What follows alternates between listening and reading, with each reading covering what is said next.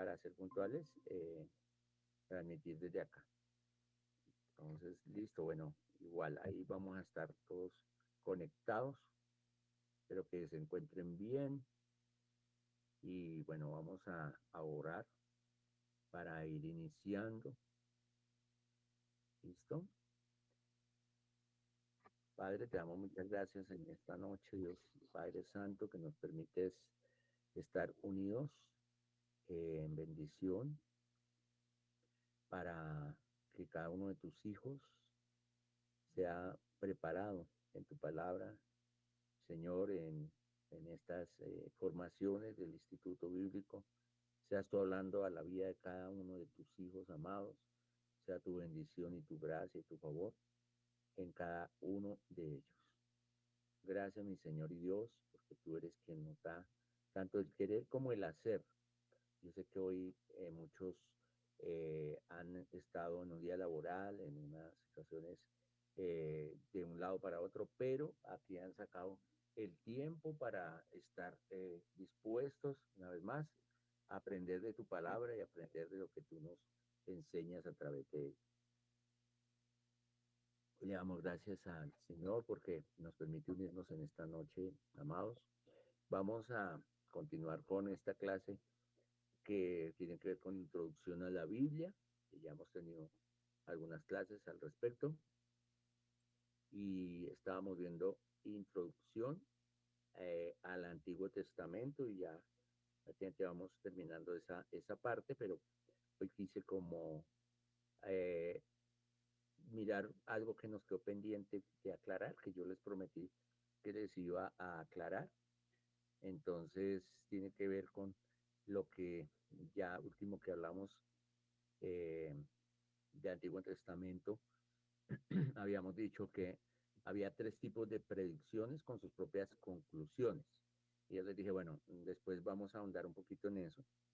Y hablábamos de las predicciones, obviamente, que tiene la palabra, y en este caso el Antiguo Testamento. Entonces ahí aparecía predicciones condicionales, predicciones cerradas y predicciones abiertas. Es explicar un poquito esa parte de la de lo que es para que no quede como como bueno, como que quedó ahí, ¿no? Entonces, si el hermano, la hermana que me está ayudando con la parte de las diapositivas, si me puede ayudar, ubicar ahí en ese archivo la 79, a ver si estamos en la misma conexión. Que la 79 nos habla precisamente eso que les acabo de decir, la diapositiva número 79. Predicciones con sus propias conclusiones, ¿ok? Bueno, entonces vamos adelantando mientras ellos logran ubicar ahí el archivo, pero yo pues igual, no se requiere, sino solamente que ustedes tomen nota, tengan su Biblia lista y bueno, vamos con ello. Entonces tenemos unas predicciones de las que se habla del Antiguo Testamento. Dentro de ello, pues, como les dije, hay predicciones condicionales. Y vamos a mirar un poquito de esas predicciones condicionales, esas cerradas y esas abiertas, eh, así brevemente para tomar la idea. Entonces, las predicciones condicionales o profecías condicionales son profecías o promesas cuyo cumplimiento entonces depende de la acción o de la respuesta de la persona o grupo a quien se dirige. Entonces, estas predicciones se expresan a menudo con la forma condicional, pues valga la redundancia. Si tal cosa, entonces tal otra, indicando entonces que un evento o se cumplirá o una predicción se cumplirá si se cumplen también ciertas condiciones. Entonces, se cumple la palabra o la predicción del Señor, la profecía del profeta de Dios, pero siempre y cuando se cumpla con condiciones. Entonces, también hay que decir que hay predicciones incondicionales. Entonces, las condicionales es que se cumplen de acuerdo a la actitud y a la respuesta, digamos, de la persona o del grupo o del pueblo o de la nación o de la iglesia. Y si hay condicionales, también hay unas que son incondicionales y eso quiere decir que son inalterables. Esas incondicionales, esas predicciones incondicionales, se basan en la soberanía de Dios. Dios es soberano y determina esto de manera incondicional. Entonces van basadas más en la soberanía de Dios. Entonces, digamos que no tienen un efecto, o sea, Dios es Dios y ya. ¿Sí? Él es soberano y esas son sus características. Eh, Se tiene que cumplir la palabra, el Señor vendrá eh, por segunda vez en reino de majestad, eso es soberanía de Dios, y se cumple de manera incondicional. Así la gente se arrepienta o peque, el Señor viene. Eso es incondicional porque se refiere a los atributos del Señor y dentro de ellos la soberanía. Es uno de los atributos del Señor. ¿Estamos? Y bueno, vamos mirando acá. Ok. Listo. Eh, También entonces, esas predicciones condicionales, volvamos a las condicionales, se pueden ver afectadas por la respuesta de los hombres. Ejemplos de predicciones condicionales para que lo tengamos más claro. En la palabra del Señor dice en Génesis 28, del 20 al 21. Génesis 28, del 20 al 21 dice, y Jacob hizo un voto diciendo, si Dios estará conmigo y si Dios estará conmigo y me guardara en este viaje que hago y me diera pan para comer y vestido para vestir y me volviera en paz a la casa de mi padre, Jehová será mi Dios. Entonces el Señor pues va a guardar, el Señor va a dar de comer, el Señor da vestido para vestir y permite volver a la casa y Él es su Dios. Pero esa promesa que el Señor hace sobre Jacob se condiciona a la obediencia y a la fe de Jacob. Entonces, eh, el Señor siempre nos hablará y nos dará promesas. Entonces, hijos, obedece en el Señor a vuestros padres para que les vaya bien. Entonces, condicionar, que les vaya bien, obedezcan al Señor, en el Señor a los padres y honrenlos. Esa es la condición. En Éxodo 19:5, dice Éxodo 19:5, y si oyereis mi voz y guardareis mi alianza, vosotros seréis mi posesión peculiar sobre todo pueblo, porque toda la tierra es mía. Entonces, esa promesa, ustedes serán mi pueblo. ¿Sí? Ustedes serán, si oyen mi voz y si guardan mi pacto o mi alianza, ustedes serán mi gente, ustedes serán mi pueblo escogido sobre cualquier otro pueblo.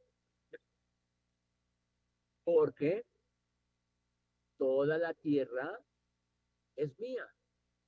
Entonces, la promesa de ser una nación especial para Israel depende de la obediencia de Israel.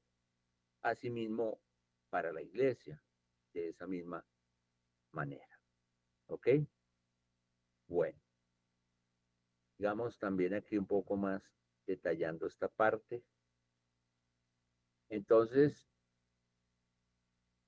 las predicciones se pueden clasificar como predicciones cerradas o predicciones abiertas. Esto según la forma en que se expresan y cómo se interpretan. Entonces, bueno, miremos un poco las predicciones cerradas. Las predicciones cerradas indican el final de un ciclo o un juicio divino y siempre debe tener o tiene un propósito específico y un resultado ya predefinido. estas predicciones como tal, ¿sí? Van a ser ya en ese sentido cerradas. Pero las abiertas son las que describen eventos futuros de una forma más general y se pueden interpretar de diversas maneras. No siempre van a tener un resultado concreto o predefinido como si la tienen las cerradas. Entonces, ejemplos de predicciones cerradas. Las profecías de juicio. ¿Sí? Las profecías de juicio suelen anunciar una catástrofe, un castigo divino, que se cumplirá en un futuro cercano o lejano, pero se cumplirá. Por ejemplo, la destrucción de Jerusalén, que fue profetizada por el mismo Señor y se cumplió. ¿Sí? Y hay profecías que se cumplen para un futuro cercano o lejano, otras que ya se han cumplido y otras que están por cumplirse, pero son profecías cerradas las de juicio. Otra profecía cerrada es la profecía sobre la venida del Mesías. Estas predicciones describen la llegada del Mesías, por decir algo, como la profecía que se cumplió, que existía, que estaba sobre el nacimiento de Jesús. Y se cumplió el nacimiento de Jesús en Belén. Pero asimismo, también son esas predicciones cerradas o profecías cerradas las que hablan, por ejemplo, sobre el fin del mundo, la llegada de un evento final, la destrucción del mundo por fuego, por ejemplo. Entonces, estas son predicciones cerradas. Las predicciones abiertas son las profecías de restauración. Entonces, ojo, las cerradas son profecías de juicio.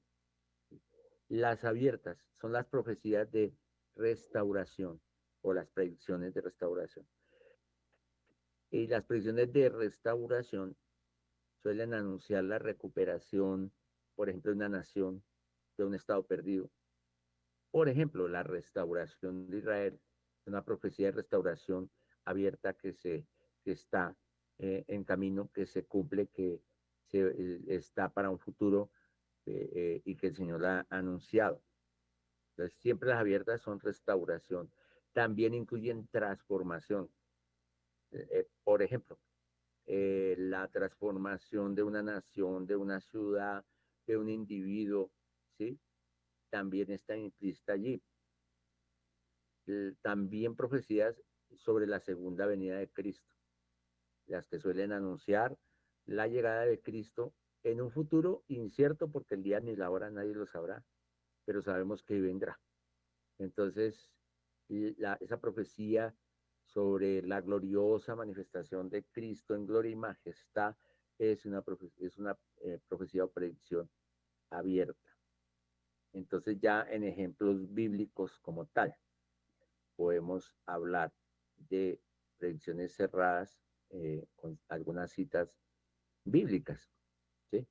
Entonces, en Ezequiel 26, tome nota de ello. No lo vamos a ir a leer por tiempo, pero usted puede tomar nota. Hay una predicción cerrada. Ezequiel 26 del 1 al 28. Ezequiel 26 del 1 al 28. Y esa predicción de ya, la profecía de la destrucción de Tiro, de la ciudad de Tiro, está describiendo la destrucción completa de la ciudad. Y es una predicción que ya se cumplió históricamente. Se dijo, se predijo y se hizo, se realizó o se cumplió. En predicción abierta, por ejemplo, Ezequiel 37. Ezequiel 37 es un ejemplo de predicción abierta. Nos habla precisamente sobre la restauración de Israel. Describe la restauración del pueblo judío disperso, que también es una profecía, pero también describe que se restaurará todo esto. Y también tiene una interpretación abierta, que también tiene que ver, abierta en el sentido de que se habla de una restauración espiritual, pero también física. Hay restauración en el corazón y hay restauración, obviamente, física de la ciudad porque debe cumplirse. Entonces, la interpretación de las predicciones bíblicas muchas veces es compleja, requiere obviamente un análisis muy cuidadoso del contexto histórico, del contexto espiritual, del contexto teológico en que se hable, porque algunas de esas predicciones se cumplen de manera literal, mientras que otras pueden tener un significado también simbólico o espiritual. Esto se lo quise compartir porque precisamente el Antiguo Testamento son las predicciones o las profecías anunciadas y que se cumplen en el Nuevo, en el Nuevo. Entonces también hay otra parte que nos quedó pendiente de analizar, tiene que ver con el libro de Isaías, el libro o la profecía de Isaías, que se considera pues el profeta mesiánico, pues o no el solo, pero profeta mesiánico por excelencia, digámoslo así. Entonces, miremos a ver si podemos, no sé si podamos aquí. Bueno, veo que ahí está, se quedó en Moisés los profetas, pero si pudiéramos avanzar, si tenemos el mismo archivo, y si no, pues aquí tranquilos que yo les voy a comentar. Igual este material ahí va a llegar, le hice una pequeña modificación a lo último, para ya se los envié también para que lo tengan actualizado. Entonces vamos a mirar en Isaías eh, en sus aspectos, por capítulos, ¿sí?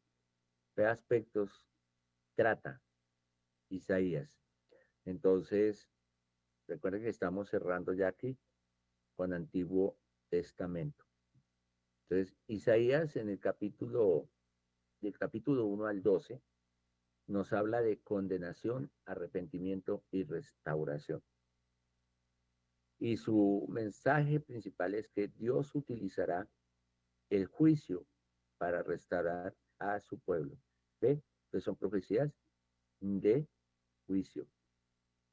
Eh, Sigue de allí los capítulos 13 al 27, 13 al 27, donde nos habla de los oráculos a las naciones, que tiene que ver con el tema de la humillación de los soberbios o de los orgullosos. Enseguida del 28, el capítulo 28 al 35, el tema es la debilidad de las naciones o el panorama bíblico que presenta es la debilidad de las naciones. Y el tema, no confíen en las naciones ni en la fuerza de ellas. Del 36 al 39. Presenta un dilema, un problema. Es difícil confiar en Dios. Hay un problema, hay un dilema, hay una situación que el panorama bíblico de estos capítulos del 36 al 39 nos presenta. Es difícil confiar en Dios. Esto tiene que ver también, está concatenado, correlacionado o en concordancia con el profeta Ezequías, que tiene ese tema igual. En Isaías del capítulo 40 al 48, ya entonces el tema va enfocado hacia la supremacía de Dios y no confiar en los ídolos. La supremacía de Dios y no confiar en los ídolos. En capítulos 49 al 54. 49 al 54. Ok, ya veo que ahí pudiste ubicarte. Gracias, hermano. Capítulos 49 al 54. Los mensajes del siervo. Y el tema es la exaltación de los humildes. Pues mire cómo va cambiando el panorama, ¿no? Antes, más arriba hablamos, el 13 al 27 tenía la humillación de los orgullosos. Pero va cambiando hacia una profecía que puede ser de juicio, pero también viene con un propósito para restaurar. Entonces, mire el orden tan hermoso de la palabra de Dios y la temática también diseñada, dada por el Espíritu Santo al profeta. Entonces, del capítulo 55 al 66, tiene estos tres aspectos o panoramas bíblicos: condenación, arrepentimiento y restauración. Y el tema central: Dios utilizará el juicio. ¿Pero para qué? Para restaurar a su pueblo. Ya podemos pasar a la siguiente diapositiva y vamos a hacer ese pequeño resumen aquí o mirar lo que es los profetas menores y las temáticas de los profetas menores. Ya miramos Isaías, pero ahora miremos este cuadro sinóptico de los profetas menores: Oseas, Joel, Amós, Abdías, Jonán, Miqueas, Nahum, Habacuc, Sofonías, Ageo, Zacarías y Malaquías. Entonces, Oseas nos presenta amor incondicional. Joel nos habla del día del Señor, ¿sí? Y habla de las langostas que vendrán sobre la tierra, que obviamente tiene concordancia con Apocalipsis. Amós nos habla de la justicia para Israel. Abdías nos habla de la caída de Edom. Jonás habla de compasión y misericordia. Miqueas, un juicio legal. Nahum nos describe la caída de Nínive.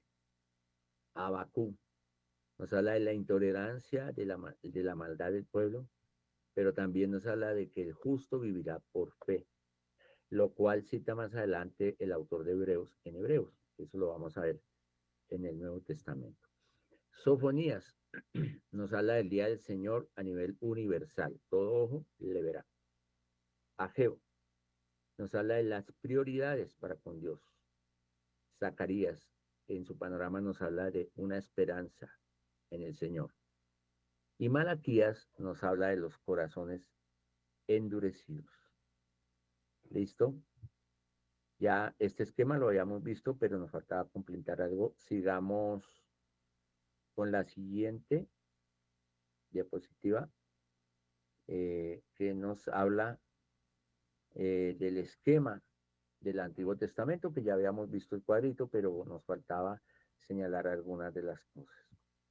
Entonces, tenemos en el Antiguo Testamento este panorama que nos habla la ley y los profetas, ¿sí? Y las escrituras. Entonces, ya sabemos, en la ley, historia primitiva que nos habla de Adán a Abraham, y define y expone la naturaleza pecaminosa del hombre. Y nos habla de la historia patriarcal que nos enfoca desde Abraham hasta José y los descendientes. Habla mucho de los descendientes de los patriarcas.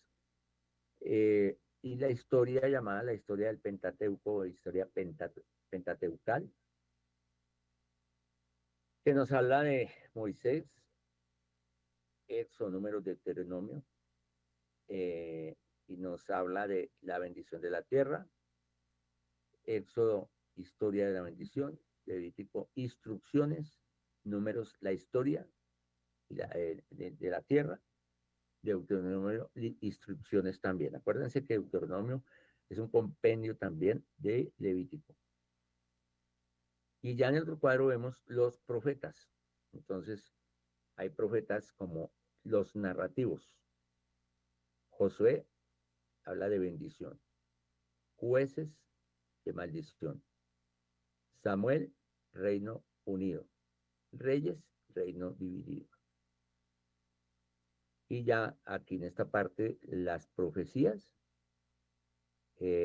como lo estábamos hablando. Isaías, salvación por medio de juicio. Jeremías, acepten el castigo del Señor. Ezequiel, la presencia de Dios está con su pueblo. Y en sí, los 12 profetas coinciden en esta panorámica, en este mensaje. Dios no ha terminado aún con Israel y el Mesías viene. Es el contexto general de las profecías. Y en un resumen de las escrituras, pues ya podemos decir que en Levítico, vuelve, habla de instrucción, en Números la historia y la tierra, Deuteronomio me vuelve la instrucción. ¿Listo? Y ya en la siguiente diapositiva, podremos llegar a una conclusión. Pasa a la siguiente, exacto. A ver, miramos la siguiente diapositiva. La última, pues, esa. Perfecto. Ya nos habla de un ciclo en el Antiguo Testamento. Este ciclo lo podemos definir como un ciclo de pecado y es experimentar sufrimiento. Ciclo de pecado que trae consigo sufrimiento. Entonces, ¿cuál es el ciclo? Pues que confiesan sus pecados, aceptan el perdón de Dios, disfrutan de un tiempo de paz, pero después otra vez se olvidan de Dios. Entonces, fíjense que es un ciclo, o como algunos llamamos, un círculo vicioso. ¿Listo? Ahí con esta parte podemos decir que el Antiguo Testamento merece un estudio cada vez más juicioso por parte nuestra y que la verdad pues hay mucho todavía porque ustedes puedan escudriñar, pero aquí hay unas bases muy importantes, se les entrega el material obviamente y cada uno puede determinar también la forma de seguir meditando, estudiando, leyendo, estudiando y escudriñando en la palabra. Pero esto nos da un panorama en el Antiguo Testamento ya hacia el Nuevo, porque terminamos aquí diciendo, hay un ciclo y, y pues realmente ese es el Antiguo Testamento. Todo termina allí en un ciclo. ¿Sí? De manera que ya nos presenta un panorama hacia una preparación para algo nuevo, para algo que Dios tiene preparado, para algo que Dios ya también tiene establecido. Y ese panorama es el que vamos a entrar a mirar un poco en esta parte. Entonces, quisiera pedirle al hermano, o a la hermana que nos está colaborando ahí, que pasemos el video. Lo puedes ubicar, tranquila que ya ahí yo todo el tiempo mientras lo vas ubicando. Hay un video que quiero compartirles también. Ese video dice resumen rápido del Nuevo Testamento. Vamos a mirarlo, creo que ya lo tienen ahí listo. Va a ser muy instructivo, muy lúdico. Es como para nosotros también tener un panorama más claro. En este video vamos a hacer una descripción general y rápida de todo el Nuevo Testamento, centrándonos principalmente en los eventos históricos. El Nuevo Testamento contiene una serie de documentos de gran importancia para el cristianismo, donde se relatan la vida y ministerio de Jesús, luego los comienzos de la iglesia primitiva, seguido por una serie de cartas apostólicas, y finalmente las profecías futuras del libro de Apocalipsis. La vida de Jesús está descrita en los 4 evangelios: Mateo, Marcos, Lucas y Juan. La palabra evangelio literalmente significa buenas noticias. Entonces, el objetivo de estos libros es contarles a otros acerca de las buenas noticias de Jesús. Todo comienza con Jesús, pero no como el niño Jesús, porque antes que comenzara todo, ya existía Jesús. ¿Esto tiene sentido? Si no saltas este vídeo, te voy a enviar $100 directamente a tu cuenta bancaria. Y no estoy de broma, lo estoy enviando a todo el mundo. Claro que sí. El apóstol Juan nos dice que Jesús realmente existió antes de la creación de todas las cosas. Y no solo eso, pues también es el creador de todo, porque en realidad es Dios. Digamos que es una afirmación bastante audaz, pero todo lo que se diga a partir de ese momento será el intento del Nuevo Testamento de probar la afirmación de Juan, es decir, que Jesús es Dios y que vino a rescatar a la humanidad del pecado. Avancemos rápido. En algún lugar alrededor del año 6 a.C., en vida del rey Herodes el Grande, un ángel llamado Gabriel se aparece a dos personas, un anciano llamado Zacarías y a una joven llamada María. A Zacarías, el ángel le dijo que tendría milagrosamente un hijo de su esposa Elizabeth, que era estéril. Este niño sería llamado Juan. Y también a María, prima de Elizabeth. El ángel le dijo que tendría un hijo en su virginidad, y este sería llamado Jesús. José, el prometido de María, después de escuchar la noticia, quedó confundido. Entonces, el ángel Gabriel también se le apareció y le animó a no abandonar a su prometida, porque el niño que nacería vendría de parte de Dios. Poco tiempo después, unos reyes magos recibieron la noticia sobre el nacimiento de Cristo, el Salvador. Este maravilloso evento también fue acompañado por el cántico de una multitud de ángeles, en presencia de unos pastores de ovejas. Entonces fueron a visitar a Jesús, guiados por una estrella hasta Belén, y encontrando el lugar, presentaron sus regalos al Mesías prometido, entre los cuales contenían oro, incienso y mirra. A su retorno, estos reyes magos se fueron glorificando a Dios. Luego, advertidos por un ángel, María y José huyeron con Jesús hacia Egipto, porque el rey Herodes se enteró de que había nacido un rey y ordenó que mataran a todos los niños menores de 2 años. Después de un tiempo, regresaron de Egipto y Jesús creció en un pueblo llamado Nazaret. Más allá de una breve mención en la que Jesús, a sus 12 años, estaba en el templo conversando con los doctores de la ley, el Nuevo Testamento guarda silencio sobre la infancia y adolescencia de Jesús, pero entra en escena cuando ya es adulto. El evangelista Lucas menciona que tenía unos 30 años cuando inició su ministerio. Juan el Bautista, que es el hijo de Elizabeth, también comienza su ministerio por aquel tiempo, llamando a todos a arrepentirse y bautizarse, porque el Mesías o el Salvador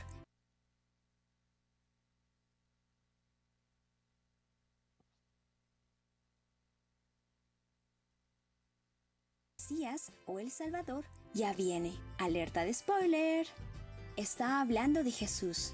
Así que Jesús aparece y Juan lo bautiza. Pero luego Jesús va al desierto, donde Satanás lo tienta 3 veces. Pero Jesús no cae en la trampa. Después de estos 40 días de ayuno, Jesús comienza a predicar el mensaje de salvación y a manifestar su deidad a través de múltiples milagros. Rápidamente crece el número de sus seguidores, y de aquellos, Jesús escoge a un grupo de 12 hombres, que posteriormente serían conocidos como sus discípulos y apóstoles. Mientras recorre Israel, enseña a las multitudes, ayuda a los pobres, sana a los enfermos, echa fuera demonios y muchos otros milagros. Su enseñanza más famosa es la que se conoce como el Sermón del Monte. Al comienzo, las multitudes lo aman y escuchan sus afirmaciones mesiánicas, pero también, durante más o menos 3 años, Jesús confrontó el pecado y la hipocresía de los líderes religiosos de aquel tiempo. Debido a esto, muchos líderes, como los fariseos, se ponen celosos y comienzan a conspirar contra él. Y es aquí donde aparece uno de los discípulos de Jesús, que lo traiciona por unas 30 monedas de plata. Y este personaje es Judas Iscariote. Aquella noche, Jesús es arrestado y juzgado injustamente por sus enemigos. Después de ser burlado, escupido, abofeteado y azotado cruelmente, Jesús recibe la condena de morir crucificado. El gobierno romano, liderado por Pilato, fue presionado y manipulado por los líderes religiosos, con el propósito de ejecutar la muerte de Jesús. Y allí, colgado en una cruz, Jesús se desangró y murió. Pero espera, ¿no dijo Juan que Jesús era Dios? Pues eso es exactamente lo que preguntaban sus seguidores.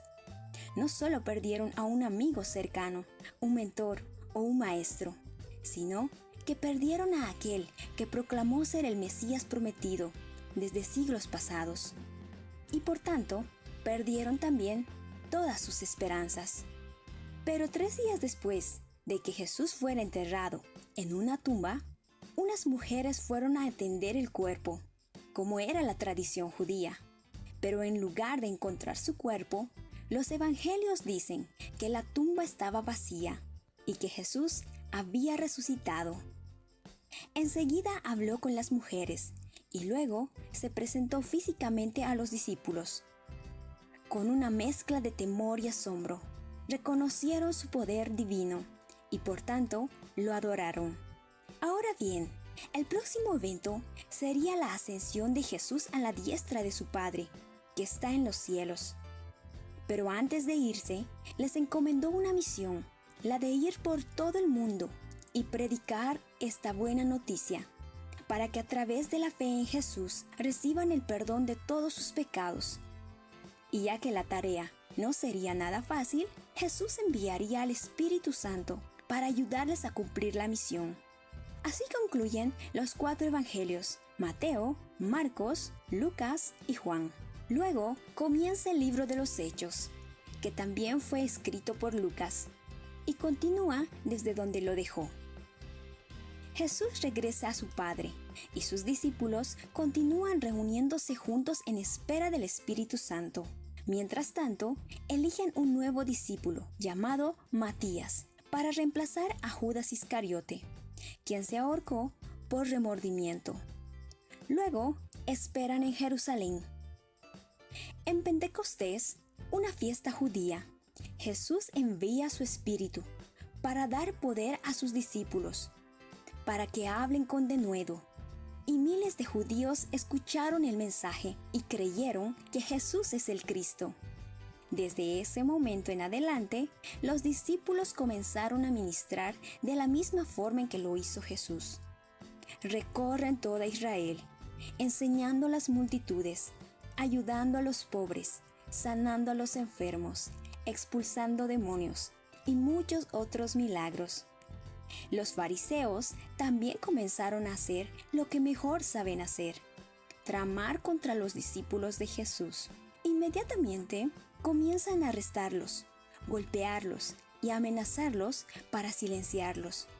Pero los discípulos se negaron a guardar silencio sobre lo que habían visto: que Jesús había resucitado y que volvería por segunda vez como Rey al final de todos los tiempos.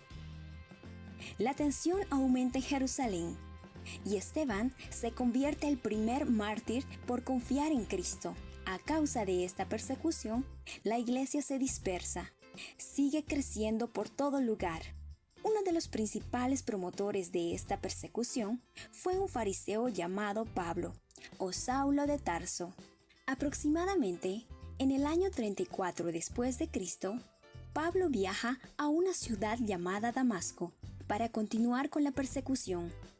Pero en el camino tiene un encuentro milagroso con el Jesús resucitado, que lo confronta y luego se arrepiente de su maldad.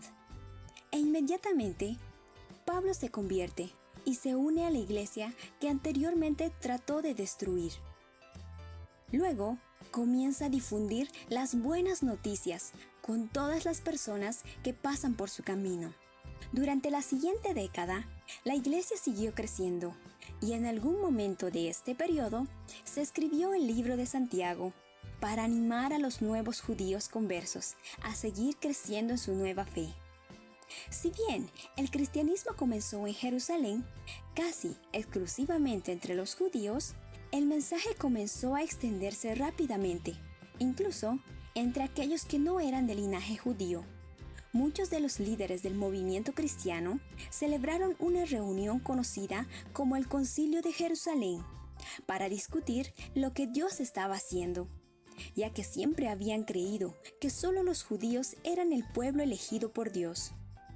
Llegaron a la conclusión de que Jesús murió para atraer a toda clase de personas, sean judías o gentiles, para una relación restaurada con Dios a través de la fe.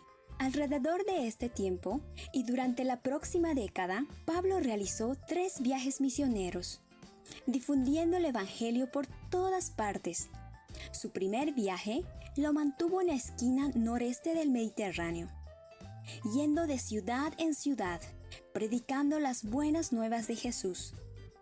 Su segundo viaje, después del Concilio de Jerusalén, comenzó en Antioquía.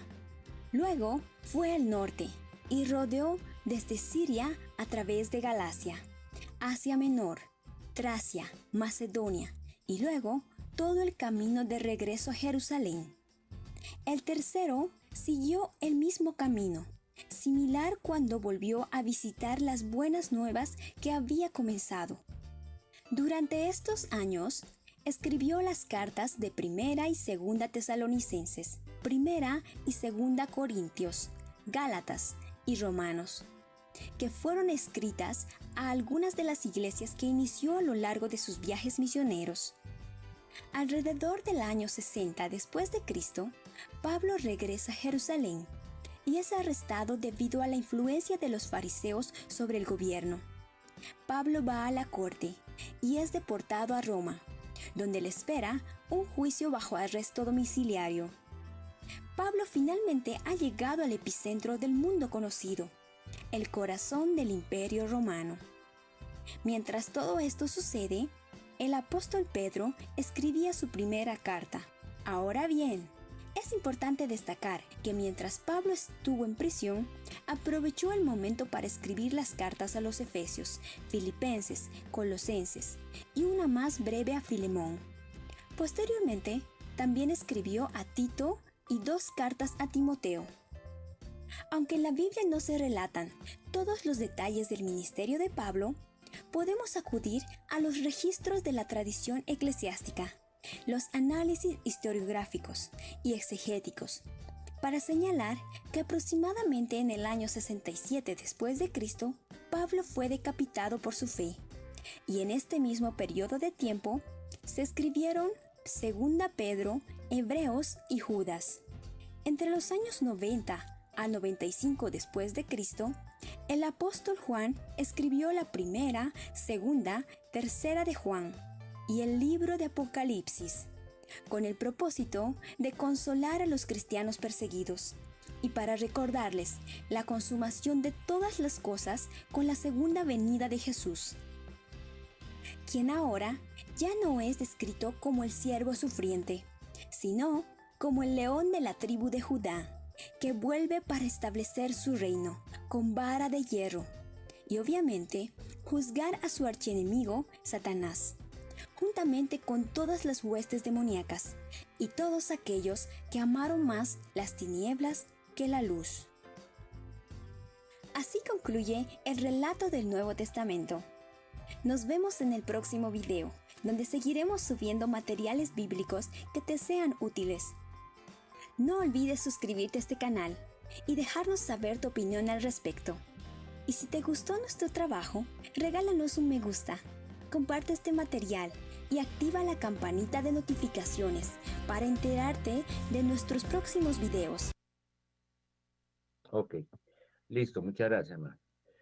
Bien, amados. Entonces quise presentarles este video porque me pareció muy didáctico, muy fácil de entender, tiene un panorama muy clave de lo que terminamos ya hablando, Antiguo Testamento, con un ciclo sin esperanza, podríamos decir, porque sin tener un panorama de Cristo, claro, ellos no lo tenían, como sí lo tenemos nosotros, ¿no? Esa es una gran bendición. Por eso, en el Antiguo podemos decir que hay un ciclo que el pecado trae, de pronto hay un arrepentimiento o reconocimiento de pecados, una época como de bendición, pero vuelve otra vez, se apartan y vuelve, y es la consecuencia. Esto es entonces lo que nos lleva a pensar en lo necesario de Cristo y en la clave de Cristo cuando ya se rompe ese ciclo. Pasaron más o menos 400 años de oscurantismo, llaman algunos, en donde entre la, digamos, el tiempo transcurrido desde Malaquías hasta cuando ya vuelve a, a registrarse allí Mateo. Entonces, los evangelios, pues como lo vemos allí, nos describen toda la historia de Jesús, de Cristo, pero y toda la palabra del Nuevo Testamento es un cumplimiento de las promesas, de las predicciones y de las profecías. Entonces quiero dejarles ahí un momentico, faltan unos 10 minuticos para las 8. Voy a que tomemos un receso pequeño de 10 minuticos. Retomamos entonces ahora va a tomar cafecito, tome agüita, voy a cerrar un momentico la pantalla, pero ahí estamos pendientes y regresamos en 10 minutos o a las 8:02 volvemos a retomar. Bendiciones para todos y pueden descansar un momentico.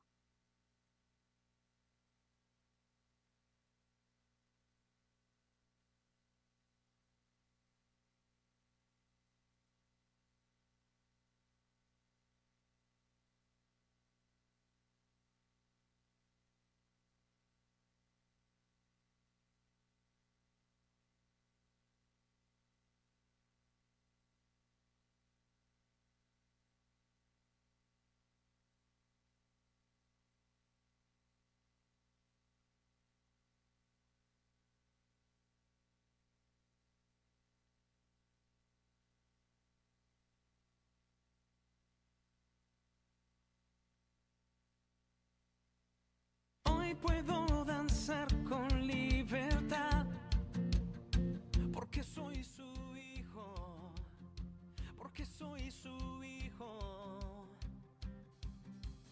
Hoy puedo danzar con libertad, porque soy amado, porque soy amado.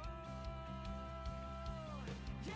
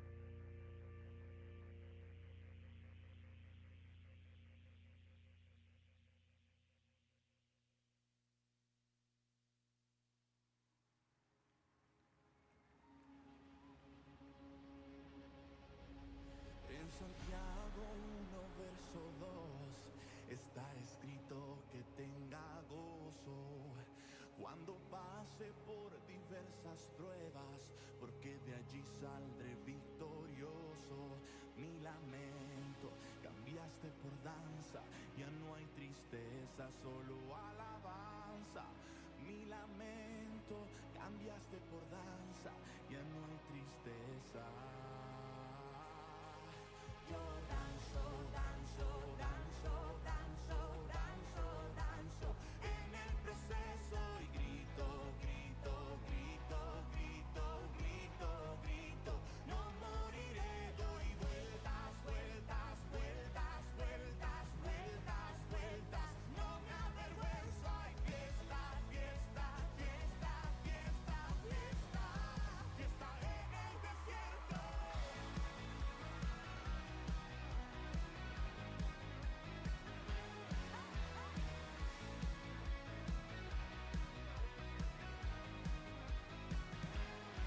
En Santiago 1, verso 2, está escrito que tenga gozo cuando pase por diversas pruebas, porque de allí saldré victorioso. Mi lamento cambiaste por danza, ya no hay tristeza, solo alabanza. Mi lamento cambiaste por danza, ya no hay tristeza. Yo danzo, danzo, danzo, danzo, danzo, danzo en el proceso y grito, grito, grito, grito, grito, grito. No moriré, doy vueltas, vueltas, vueltas, vueltas, vueltas, vueltas. No me avergüenzo, hay fiesta, fiesta, fiesta, fiesta, fiesta, fiesta en el desierto.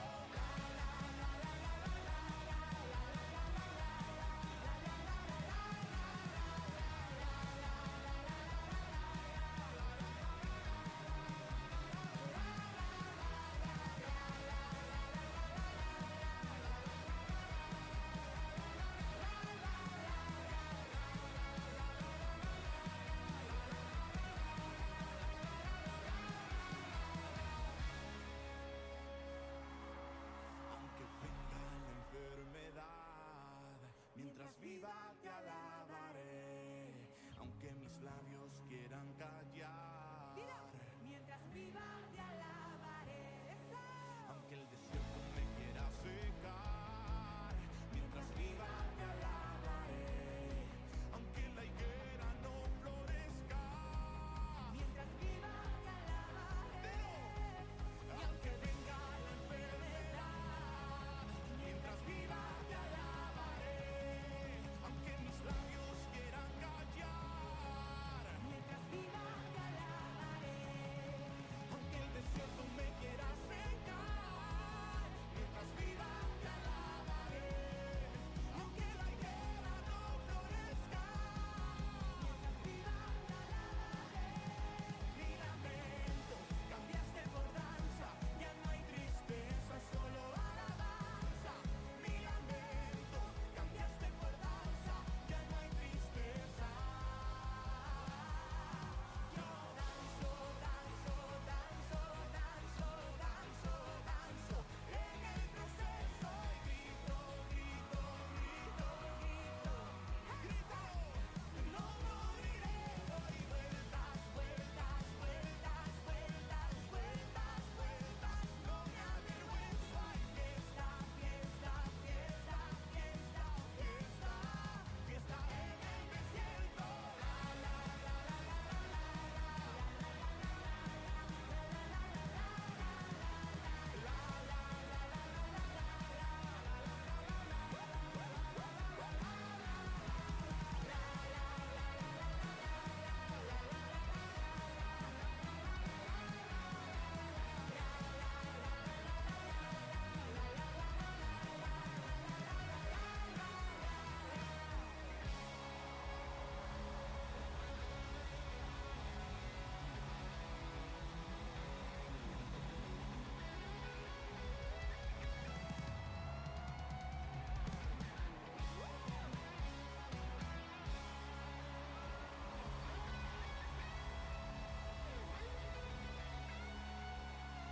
Bueno, vamos a continuar entonces.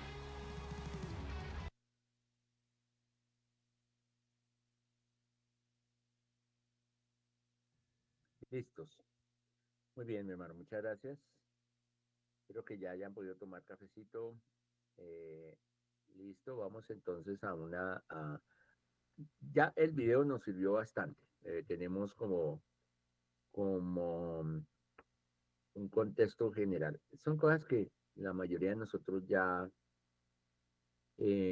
sabemos, hemos visto, pero nos da un panorama un poco más amplio. Vamos a entrar en un panorama un poco más detallado. ¿Sí? Este panorama pues tiene el propósito precisamente de que podamos entender cada libro, valga la redundancia, el panorama de cada libro del Nuevo Testamento. No nos vamos de pronto a detener en detalles, en muchos pequeños detalles, porque es una panorámica. Luego vamos a ir avanzando un poquito más y algunos temas que merezcan allí, no que no me, todos merecen, pero digamos algunos que de pronto merezcan más la atención allí, lo podremos escudriñar un poco más. Pero vamos a ver un escenario general y cómo cambian los escenarios, los contextos en el Nuevo Testamento de libro a libro, sin perder la unidad de la palabra, sin perder la continuidad del mensaje. Eh, También poder entender esa continuidad misma que hay, esa con, concordancia que hay entre los libros del Nuevo Testamento. El otro propósito, observar las promesas que Dios ha cumplido a su pueblo establecidas desde el Antiguo Testamento y se han cumplido en el Nuevo y otras están por cumplirse. También escuchar a Dios, cómo nos habla a través de su palabra y el contexto pues, de todo estudio que de la palabra nos trae un desafío y ese desafío diario en nuestra fe diaria que debemos tener, nuestro diario vivir como hijos de Dios. Cuando tuvimos la clase del Antiguo Testamento, pudimos ver diferentes aspectos de reyes, de reino, de profetas, eh, toda esta parte que analizamos de Moisés, de Josué, ¿sí? Asimismo, vamos a hacer ese panorama con el Nuevo Testamento para entender todo el sentido de la palabra y, y cómo está Dios en todo ello. Entonces vamos a hacer una pequeña introducción ya, como básica, por llamarla así, aunque ya con el video que fue muy diciente, esto nos ayudará bastante a comprender mucho más. Entonces, el Nuevo Testamento, como ya lo habíamos hablado en la introducción de la Biblia, recuerden, en las primeras clases, consta de 27 libros. Son 27 libros que tienen aproximadamente entre 8 o 9 autores humanos, porque digo autores humanos porque el autor divino es Dios, obviamente, pero el Señor utilizó a 8 o 9 autores que pueden ser agrupados en tres grandes círculos, llamémoslo de esa manera, en tres grandes eh, esferas. Y podremos hablar, algunos lo definen como el círculo petrino, que viene de Pedro o de Petro. No de Petro, sino de Pedro, ¿no? De Pedro, el apóstol, porque todos estos giraron en la influencia de Pedro. ¿Sí? Por eso se les denomina como el círculo petrino. Que están en Mateo, ¿sí? Entonces Marcos, pues, círculo petrino, se están tomando nota, pero igual este material les va a llegar, pero es bueno tomar nota porque así se aprende mucho más. Entonces, ese círculo petrino, Mateo, Marcos, primera y segunda de Pedro, primera carta y segunda de Pedro, primera y segunda carta de Pedro, más bien. Judas y Santiago. Entonces, ¿por qué se define así? En el caso de Mateo, Mateo es uno de los apóstoles que se quedó allí en Jerusalén. Tenía esa influencia por estar allí. Él se quedó allí en Jerusalén cumpliendo su propósito. Marcos era también compañero muy cercano de Pedro. Marcos tuvo una influencia de Pedro muy alta, tanto que se generaliza una creencia de que el Evangelio de Marcos es un relato que hizo Pedro de la vida de Jesús y Marcos lo escribió. Eso lo creen o se asume en la mayoría de los casos por la cercanía a Pedro. Por eso también sigue siendo dentro de ese círculo. El apóstol Pedro escribió obviamente la primera carta de Pedro y la segunda carta de Pedro. Y luego vienen Judas y Santiago. Judas y Santiago, hermanos de Jesús, eh, y figuran muy claves en la iglesia de Jerusalén, en el establecimiento de la iglesia en Jerusalén. Judas no es el que la traicionó, sino el otro Judas.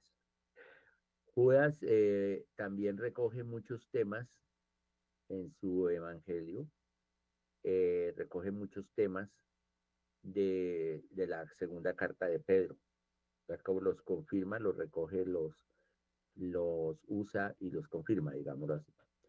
Y Santiago usa bastante el Evangelio de Mateo y particularmente Santiago hace mucho énfasis en el sermón del monte. Esto está, un sermón del monte que está en Mateo 5, Mateo 5 y 7. Ahora, está el otro círculo. Dijimos círculo de Pedro o círculo petrino, círculo paulino o círculo de Paulo o de Pablo. Círculo de Pablo están Lucas, Hechos, Romanos, Lucas, Hechos, Romanos, primera carta y segunda carta a los Corintios, primera y segunda a los Corintios, primera y segunda a Timoteo, primera y segunda a Timoteo, primera y segunda a los tesalonicenses, primera y segunda a los tesalonicenses, Tito, Gálatas, Efesios, Filipenses, Colosenses, Filemón y Hebreos. Tito, Gálatas, Efesios, Filipenses, Colosenses, Filemón y Hebreos. Y también obviamente las 13 cartas del apóstol Pablo. Dentro de este círculo también se considera la carta a los hebreos, que se considera como autor de autor desconocido, eh, aunque muchos la atribuyen a Pablo, de todas maneras. Y el mismo Timoteo lo coloca allí dentro del círculo paulino. ¿Sí? Lo consideran como una carta escrita, muchos, la mayoría, lo consideramos una carta escrita por el apóstol Pablo. Y está Lucas y Hechos, escritos por Lucas, y es evidente pues, que obviamente Lucas forma parte del círculo de Pablo. Y pues en algunos aparece en algunos pasajes del Evangelio de Lucas, tanto de Lucas como Hechos, aparece el pronombre nosotros, nosotros en tal cosa, nosotros, hablando de Pablo. Por eso es la influencia que ejerció Pablo sobre todo este entorno de estos libros. Y está el otro círculo que es el círculo joánico o el círculo de Juan, por la influencia ejercida por Juan. Y entre esto está el Evangelio de Juan, primera carta de Juan, segunda carta de Juan, tercera carta de Juan y Apocalipsis. Estos todos escritos por el apóstol Juan, el llamado apóstol amado. Entonces, lo que tenemos que mirar aquí y hacer énfasis es que a pesar de esa diversidad, mis amados, a pesar de esa gran cantidad de autores humanos, hay una unidad en los escritos del Nuevo Testamento, como también una unidad con los escritos del Antiguo. Por ejemplo, dice el apóstol Pedro, allí en segunda carta de Pedro, capítulo 1, del 20 al 21. Segunda de Pedro, capítulo 1, del 20 al 21. Dice, entendiendo primero esto, que ninguna profecía de la Escritura es de interpretación privada, porque nunca la profecía fue traída por voluntad humana, sino que los santos hombres de Dios hablaron siendo inspirados por el Espíritu Santo. Escrito está, ¿cierto? Los santos hombres de Dios hablaron siendo inspirados por el Espíritu Santo. Segunda de Pedro 1, del 20 al 21. Entonces, independientemente de un instrumento humano cogido por Dios, Dios es el único y verdadero autor de la escritura, tal como sucede en el Antiguo Testamento, sucede en el Nuevo. ¿Listo? Vamos a entrarnos un poquito más en los géneros, el género en que se escribió. Como ustedes veían en el Antiguo, veíamos los diferentes géneros en que se escribieron los libros. Vamos a mirarlo aquí. ¿Qué inspiró a Dios? Exactamente. No fue un solo estilo o un solo género, porque es una diversidad de escritos y diversidad de perspectivas, pero que contienen la unidad de la palabra de Dios. Vamos a analizar un poco esos tres géneros, se consideran tres géneros principales del Nuevo Testamento, desde el Evangelio de Mateo hasta el Apocalipsis. Y estos tres géneros básicos estarían impresos en estos evangelios. Y aún podríamos estimar, algunos estudiosos estiman, que en Hechos, ¿sí?, lo incluyen, muchos o lo pegan o lo incluyen dentro del Evangelio de Lucas, porque para muchos es una continuación, ¿sí?, escrita también por Lucas, los Hechos de los Apóstoles, que se consideran también más bien los hechos del Espíritu Santo. Entonces las cartas también, las epístolas llamadas así, y cuando a usted le digan epístola, son las cartas. ¿No? Decía un hermano que las epístolas eran las esposas de los apóstoles. No, hermano, las epístolas son las cartas. Ay, una pequeña bromita ahí. Entonces, las epístolas o cartas y la literatura apocalíptica. Porque Apocalipsis es una carta también. Es una carta escrita a la iglesia o a las iglesias por el apóstol Juan, o más bien por Dios a través del apóstol Juan. Vamos a comenzar entonces con los evangelios. Con los evangelios. ¿Listo? Bueno, quiero que si alguno quiere comentarme, decirme cómo le ha parecido hasta el momento la temática, si tiene alguna pregunta, alguna opinión, algo que decir, puede levantar su mano y aquí con mucho gusto le vamos a dar el espacio. Si alguno quiere hacerlo, hágalo con gusto. Voy a dar un tiempito para que si alguno quiere saludar, decir algo, opinar hasta el momento, cómo le ha parecido hasta el momento, puede hacerlo.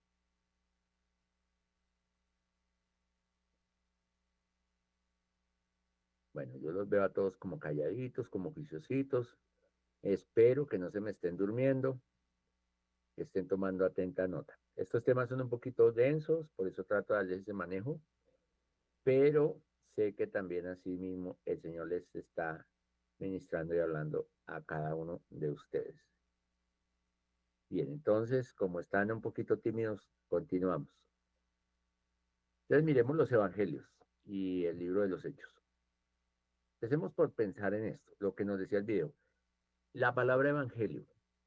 De esa palabra evangelio no era común ni se empleaba antes del siglo segundo, que fue cuando realmente los cuatro relatos, los cuatro evangelios de la vida de Jesús empezaron a ser conocidos como los evangelios. Antes eran conocidos como historias o relatos.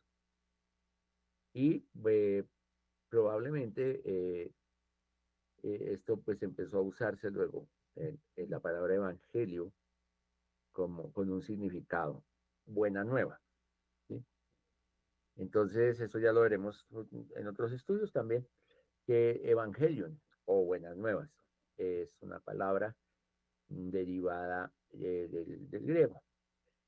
Entonces, como sucede con todas las historias de la Biblia, toda la historia de la Biblia tiene un enfoque teológico y esto es lo que debemos a veces comprender, que más que un enfoque cronológico, o sea, un registro histórico de fechas o en orden de las cosas, tiene más un enfoque teológico, espiritual, que da a entender los acontecimientos que realmente son importantes en una perspectiva espiritual o teológica, como es lo principal, la resurrección de Jesús. Obviamente, la muerte, el ir a la cruz, la muerte y la resurrección de Jesús. Se centraron estos evangelios y aún los hechos en esta parte, más que de pronto en describir con exactitud histórica, como sí lo hizo, por ejemplo, a algunos de los historiadores que son conocidos de esa época como Josefo, que al mismo tiempo verifica y concuerda con muchas cosas de los escritos de Josefo con los relatos bíblicos. Pero los evangelios no se enfocan tanto en tiempo, ¿sí? Como lo haría un biógrafo, por decirlo así, un biógrafo especializado, ¿sí? Sino más bien, como es inspirado por el Espíritu Santo, ellos se enfocan más en la importancia de lo sucedido y de lo que pasó que por una fecha en lo que sucedió. Hay fechas que entonces veremos que son aproximadas, obviamente. Eh, Se considera que todo esto, mientras en el Antiguo Testamento pasaron muchísimos años para escribir, el Nuevo se escribió más o menos en un tiempo de 50 años. Entonces es fácil de marcar dentro de ese periodo. Así que es un orden lógico, pero no es un orden necesariamente cronológico. Entonces los escritores de los evangelios siempre encontraron más importante hablar todo acerca de Jesús y y su ministerio, ¿sí? Y lo que vino a hacer eh, como el Mesías prometido. Ese Mesías que liberaría a su pueblo, eh, no peleando contra los romanos en esa manera que lo tenían concebido, sino que fueron impactados, vieron el propósito de Cristo. Entonces lo hizo fue, y a ellos les inspiró, les sorprendió, pero luego les inspiró y los cambió y los transformó, que él vino a derramar su sangre, ¿sí? Vino a morir en una cruz, pero les impactó mucho más viéndolo resucitado de entre los muertos y no fueron los mismos. Entonces en sus escritos ellos quieren que nosotros como lectores futuros, ¿sí? Y aún contemporáneos de ellos comprendamos que Jesús es el Rey de Reyes y el Señor de Señores en gloria y majestad y que vino para inaugurar su reinado, pero su reino no tiene fin, porque ya era rey desde antes, no de la manera que muchas personas y aún muchos discípulos lo habían pensado, ¿sí? Entre ellos Judas, quien lo traicionó. En los hechos, entonces, pues son libros de relatos históricos, obviamente, también el libro de los hechos como los evangelios. Y como les decía, pues se considera una continuación del Evangelio de Lucas, ya que es destinado a Teófilo, ¿sí? Un emperador, un gobernador romano. y Lucas inicia Hechos con un recuerdo o sea, retomando lo que había escrito en su libro anterior, en el Evangelio. Y asimismo, como los evangelios no proveen un relato muy equilibrado de la vida de Jesús, Hechos no provee una historia muy equilibrada del crecimiento de la iglesia. Entonces, por ejemplo, en Hechos solamente vemos indicios de la proclamación del evangelio eh, hacia tal parte, ¿sí? Como por ejemplo, cuando nos habla en el capítulo 9 del encuentro de Felipe con el etíope, el eunuco etíope, sino más bien eh, el enfoque está en dar, en el alcance más bien, cada vez más cercano al Evangelio de Roma. ¿Por qué en Roma? Porque Roma era el corazón del mundo en ese entonces. Roma era el centro, era la potencia, era el corazón del mundo que se conocía hasta entonces. Entonces el enfoque varía de Jerusalén a Roma. Esas dos partes, Jerusalén a Roma, para demostrar el cambio que existe del Antiguo al Nuevo Testamento. El cambio en Cristo, la respuesta del Antiguo en Cristo, el cumplimiento del Antiguo en Cristo. Entonces ya no es el mundo el que debe venir a Jerusalén para escuchar a Dios como lo hacían muchos de ir a Jerusalén, aún de pueblos extranjeros, ¿sí? Como lo que nos relata también Hechos 2. En su lugar, el Evangelio debe ser llevado al mundo. Entonces fijémonos cómo cambia la perspectiva, ¿sí? Algo muy parecido a que no es la gente que tiene que llegar a la iglesia, qué bueno que la gente tiene que llegue a la iglesia, obviamente, pero la iglesia tiene que llegar a la gente, eso no cambia. Entonces, mire ese enfoque. Ya no es el mundo que debe ir a Jerusalén para escuchar a Dios. Es ahora el evangelio que debe ser llevado al mundo y ellos lo empiezan a tener cada día más claro. A lo largo de todo el libro hay un héroe, por decirlo así, y ese héroe, porque podemos llamarlo así, es nuestro mejor héroe, es el Espíritu Santo, ¿sí? Es la persona del Espíritu Santo. Por eso a muchos hemos llamado a los hechos de los apóstoles, hechos del Espíritu Santo. Y todavía estamos escribiendo ese libro, nosotros mismos. Y seguimos obrando por medio de la palabra de Dios. Entonces, en Hechos 28 se relata que el Evangelio es predicado en ese corazón del mundo conocido, en ese Roma. Entonces, ¿por qué? Vemos como Pablo se encuentra preso en Roma. Pablo es arrestado bajo lo que hoy podríamos llamar casa por cárcel, ¿cierto? Que es bíblica y que hoy en día se aplica todavía, pero ahí podremos hablar de un arresto domiciliario.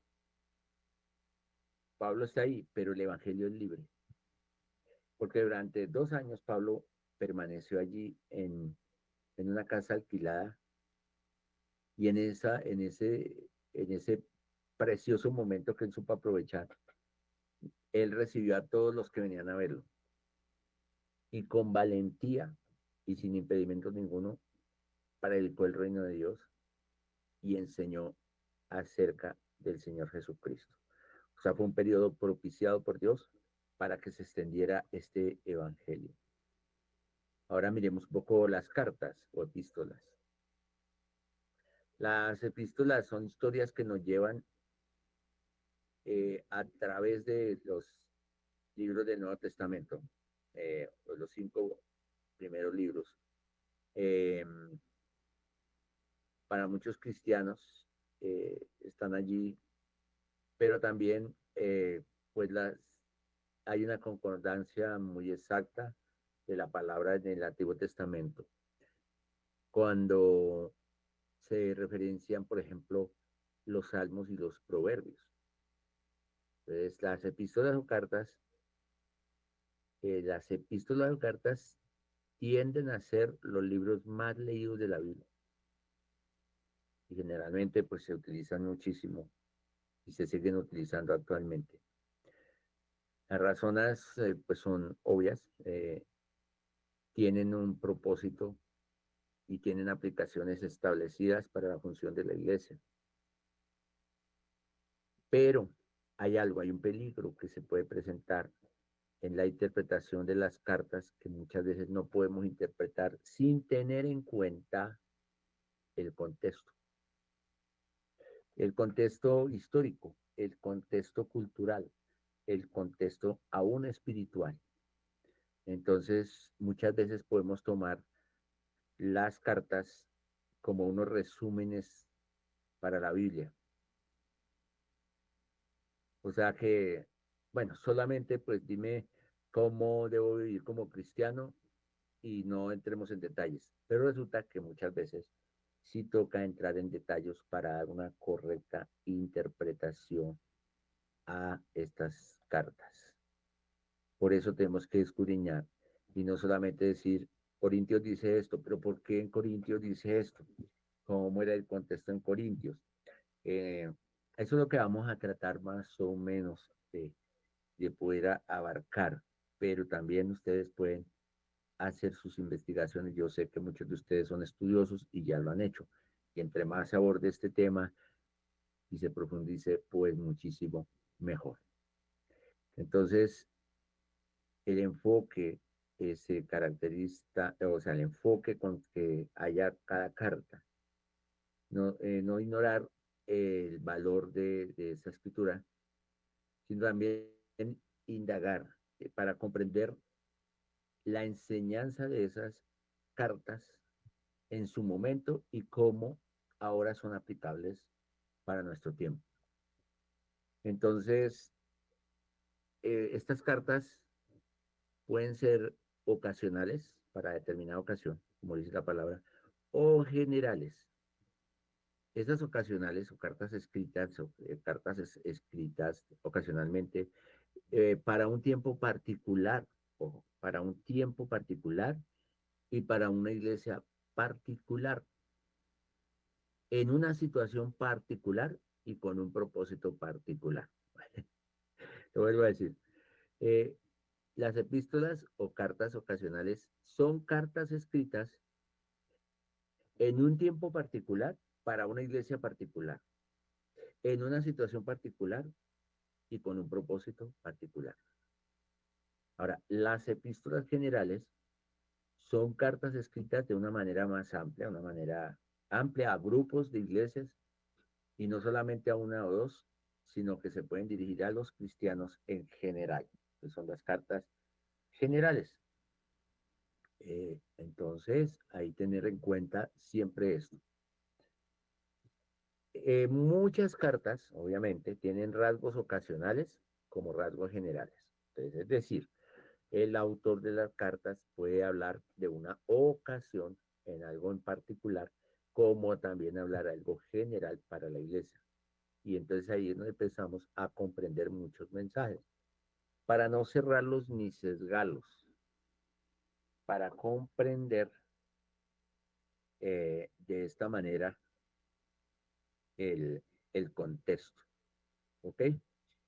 Bueno, entonces vamos a mirar aquí Apocalipsis. Existe, por llamarlo así, un último género en el Nuevo Testamento y está en el libro de Apocalipsis. Apocalipsis es una carta, obviamente, como lo hablábamos, que está dirigida a 7 iglesias específicas. 7 iglesias específicas. Y también al mismo tiempo es una profecía. Y además de eso, apocalíptica, del final de los tiempos. Entonces, miremos el contexto. El libro comunica muchos elementos importantes en la teología del Nuevo Testamento, como por ejemplo la soberanía de Dios, la santidad de Dios, la dignidad de Dios de ser alabado, pero al mismo tiempo exalta a Cristo y sobre todo a la creación, como el Rey de Reyes, el Redentor divino. Apocalipsis también nos da el cuadro mmm, más completo en la escritura del reino de Dios. Y su última expresión, cuando describe el cielo nuevo y la tierra nueva, la santa ciudad, la nueva Jerusalén. Entonces, tengámoslo ahí en cuenta en esa parte, Apocalipsis.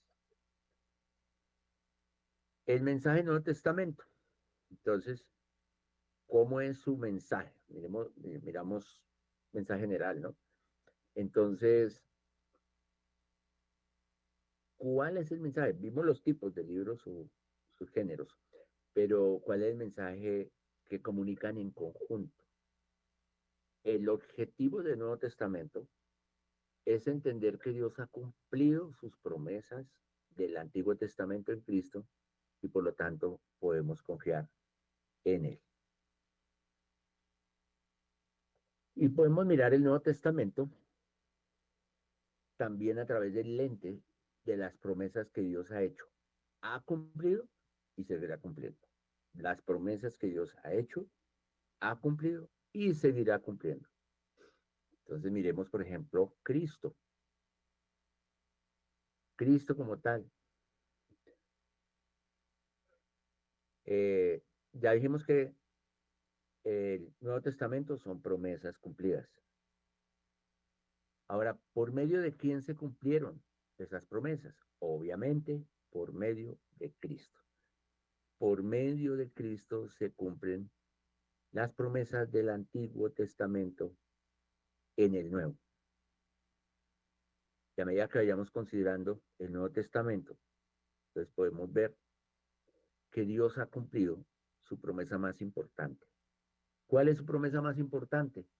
Enviar un Salvador para su pueblo. Pero descubrimos que no solamente es para el pueblo de Israel, sino para todo aquel que en él cree. Entonces, podremos decir que desde Génesis, toda la creación lo ha esperado. Ha esperado a este descendiente de la mujer, como lo describe Génesis en capítulo 3, que aplastaría la cabeza de la serpiente, de simiente de mujer, a lo largo del Antiguo Testamento, desde la entrega de la ley a los profetas, y ese camino hacia Cristo ya estaba siendo preparado, previsto y anticipado. Por eso entonces podemos decir que en los evangelios vemos claros los planes y las promesas de Dios hechas en el Antiguo Testamento, cumpliéndose en la persona de Cristo. Jesús era todo lo que Israel había esperado y necesitado. Él fue fiel en todo. Fue fiel donde Adán fue infiel. Fue fiel donde Israel fue infiel. Porque vivió sin pecado. Cristo cumple cada profecía del Antiguo Testamento que se escribió acerca de él. Él era el profeta venidero prometido a Moisés muchas veces en las Escrituras. Lo vemos en Deuteronomio, capítulo 18, pueden referenciar esa parte. Él era el rey venidero prefigurado por y prometido a David. Prefigurado por David y prometido a David. Esto lo podemos ver en el segundo libro de Samuel.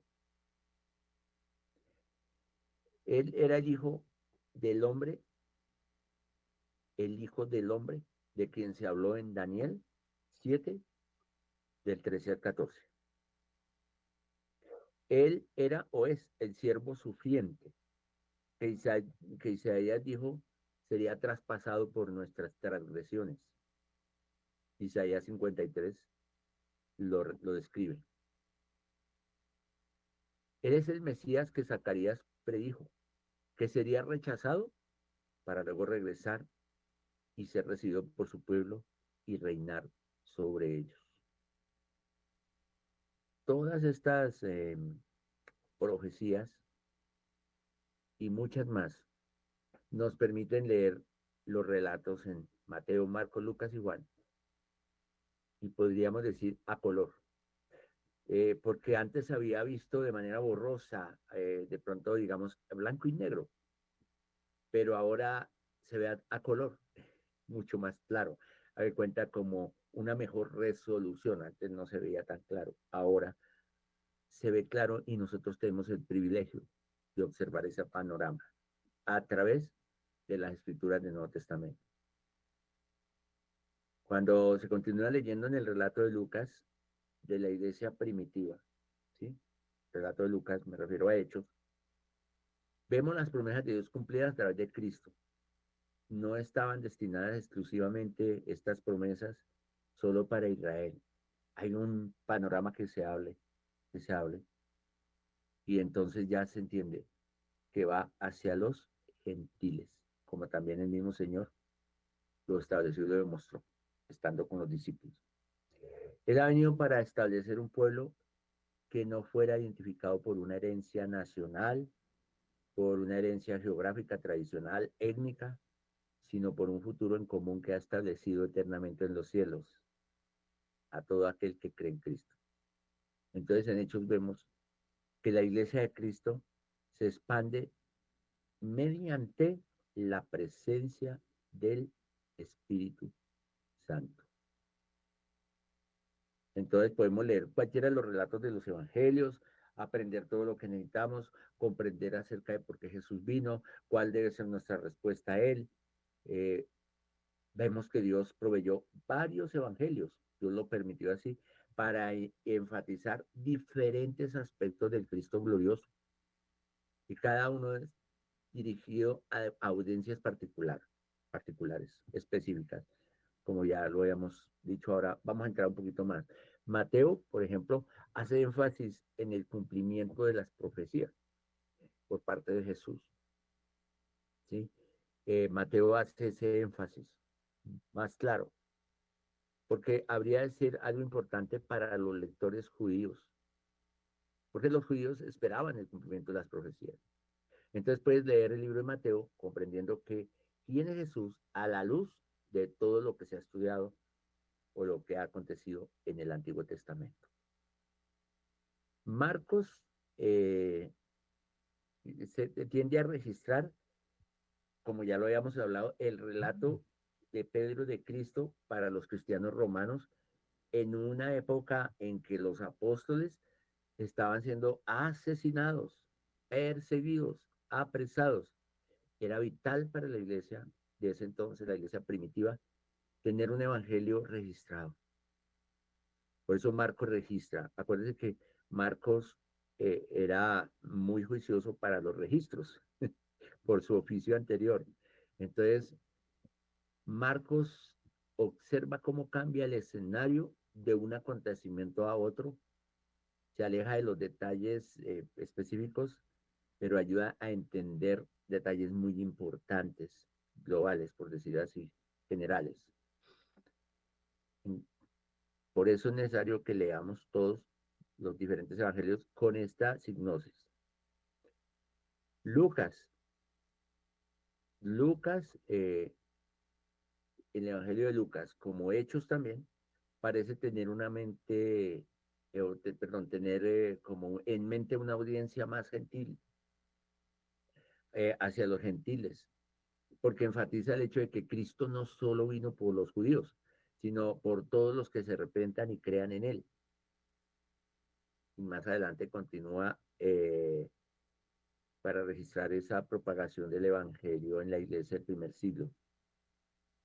Entonces se recomienda leer estos libros juntos, Evangelio de Lucas y Hechos, para comprender el poder de Dios trabajando en Jesucristo, primero en su ministerio terrenal y luego en su cuerpo, o sea, la iglesia. Y luego Juan. eh, Aquí vamos a hacer, luego vamos a mirarlo más detallado, pero estos primeros, Mateo, Marcos, Lucas y aún Hechos, ¿sí?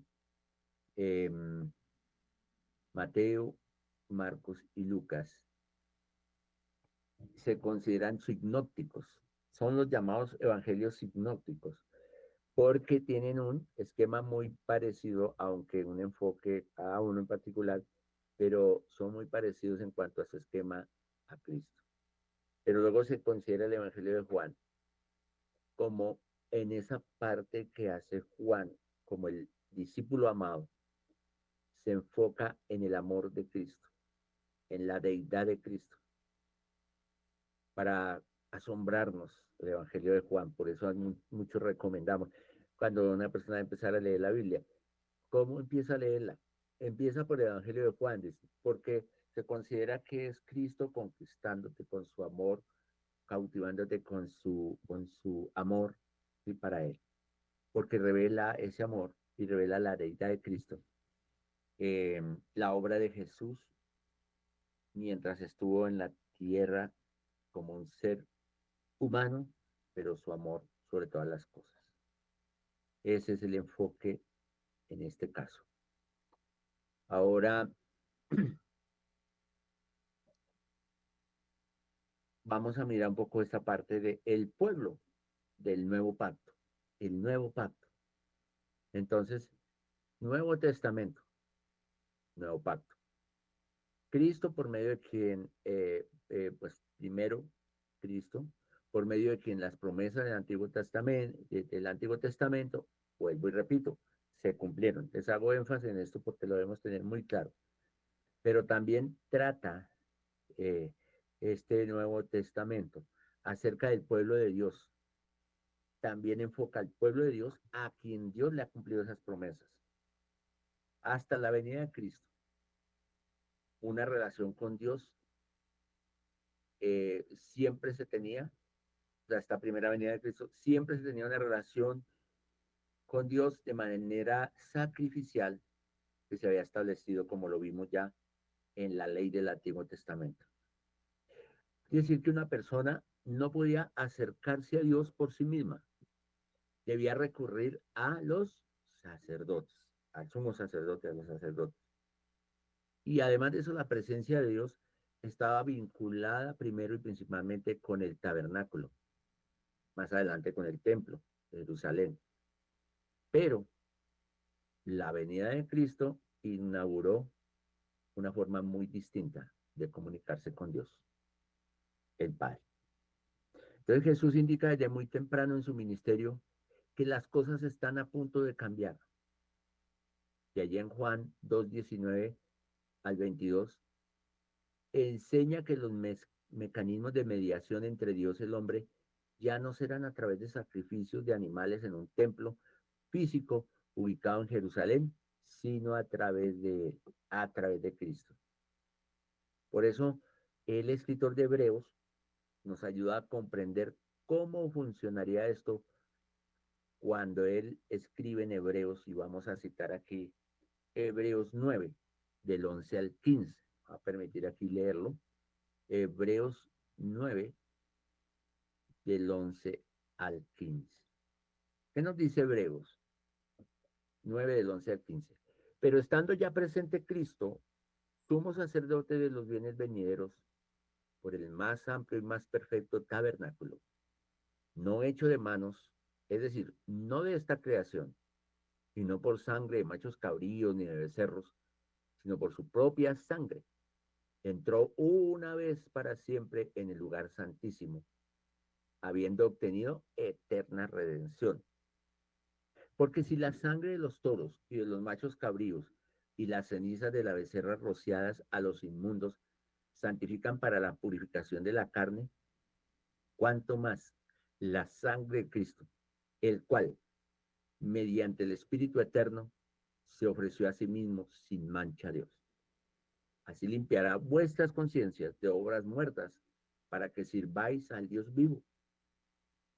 Así que por eso es mediador de un nuevo pacto, un nuevo pacto, para que interviniendo muerte para la remisión de las transgresiones que había bajo el primer pacto, los llamados reciban la promesa de la herencia eterna. Cabe notar que Hebreos fue escrito, pues como lo dice la misma, el nombre de la carta, a los hebreos, unos hebreos que estaban todavía esperando seguir en la ley, unos hebreos que todavía no han entendido la obra de Cristo. Por esto fue necesaria que Pablo o el autor de Hebreos escribiera a los hebreos de esta manera contundente. Pero Dios ha permitido que quede hasta nuestros días para nosotros también comprender la obra de Cristo aplicada a todos los que se arrepienten de sus pecados y ponen su fe en Él. Lo que establece a su pueblo del nuevo pacto. Nosotros somos su pueblo del nuevo pacto, tú y yo, el pueblo de su sangre. Este pueblo es diferente del resto de la humanidad y no es por similitud étnica o socioeconómica o cultural, sino porque ha sido redimido. Hemos sido, tú y yo, hemos sido redimidos por la sangre del Cordero y ahora experimentamos lo que significa que la culpa de nuestros pecados ha sido borrada de manera permanente. Amén. Entonces las epístolas o cartas del Nuevo Testamento siempre tratan acerca de comprender cómo es ser parte de este pueblo del nuevo pacto. Por un lado, comprender la verdad de estas radicales noticias del Evangelio y por el otro lado, a aprender a vivir como personas transformadas por el Evangelio. Entonces, en Romanos, por ejemplo, vemos al pueblo de Dios instruido en la naturaleza de la fe salvadora. La fe salvadora. Pero en primera y segunda los Corintios, Pablo enseña a una iglesia con problemas, que tenía problemas de cómo vivir vidas santas en una cultura muy secular, muy pecadora. ¿Sí? Estaban rodeados de unas culturas muy tremendas. En Gálatas, Pablo tiene muy claro lo que es el cristianismo en contraste al legalismo, porque los gálatas persistían persistían en el legalismo, obras muertas. Por eso les hacen ese enfoque, rudimentos. Efesios.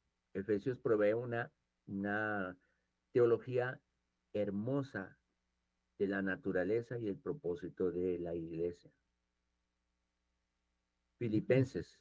En Filipenses, Pablo anima a los cristianos a regocijarse en Cristo y a aprender el ejemplo de humildad de Cristo.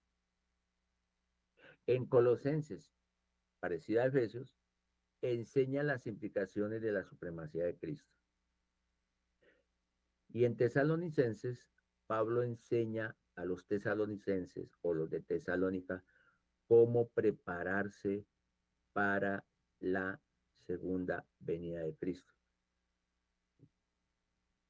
Las cartas de Pablo a Timoteo son la correspondencia más personal de las epístolas, ya que Pablo anima a Timoteo de manera personal y le da instrucciones acerca de qué buscar en los ancianos, en los obispos, en los diáconos, requisitos de los obispos, toda esta parte, estas instrucciones. Pablo también escribió a otro compañero de ministerio en Creta, llamado Tito, y escribió una breve carta a Filemón. Filemón era dueño de un esclavo fugitivo llamado Onésimo, que en una ocasión lo robó. Filemón era un pastor, por decirlo, y Onésimo lo robó, y por eso fue a la cárcel. Pero allí en la cárcel se encontró con Pablo, y Pablo le volvió a hablar a Onésimo, y Pablo recuperó a Onésimo, y una vez que Onésimo sale de la prisión, sale transformado por el Evangelio, aunque ya era un creyente, había caído en una situación de un robo, robó a su pastor, por decirlo así, pero Pablo se lo envía a nuevo y le dice, perdónalo porque lo engendré en mis prisiones. Tremendo, ¿cierto? Entonces allí, siempre instruyendo acerca de la vida cristiana y la iglesia de Cristo. Y el escritor de Hebreos nos ayuda a comprender cómo el antiguo pacto se relaciona con el nuevo. como lo estábamos hablando. Santiago actúa, como lo habíamos dicho, como los proverbios del Nuevo Testamento. Da instrucciones muy prácticas acerca del vivir de los cristianos.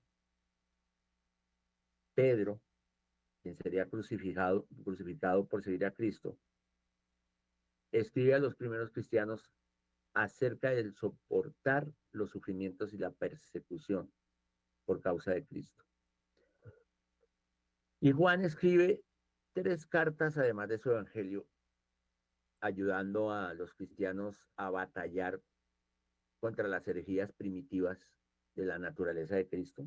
Había mucha confusión, entonces Juan escribe ayudándoles a entender lo que significa seguir a Cristo obedientemente. Judas, aunque es una carta breve, advierte a los creyentes de los peligros de seguir a los falsos maestros y de blasfemar de las autoridades espirituales. Pues todas estas cartas podemos ver que son manuales de vida para el pueblo del nuevo pacto de Dios. Y son cartas que responden a la pregunta que todos nos hacemos: ¿quiénes somos? No somos una clase de pueblo éticamente consistente y moralmente superior, sino que hemos sido un pueblo salvo por la gracia, solo por la fe, solo en Cristo.